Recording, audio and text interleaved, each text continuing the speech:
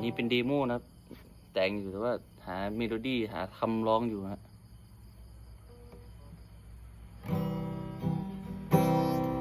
สิ่งที่กลุ่มในอกสิ่งที่กลุ่มในอกยกสดเล่าแล้วก็จะสดเล่าแล้วสดเล่าแล้วจบที่ตรงนี้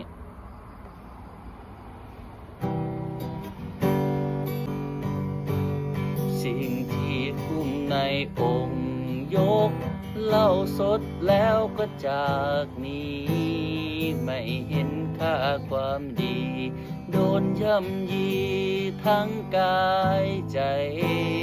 อยากมีเพื่อนสนิทสุดท้ายโดนด่าอยู่เรื่อยไป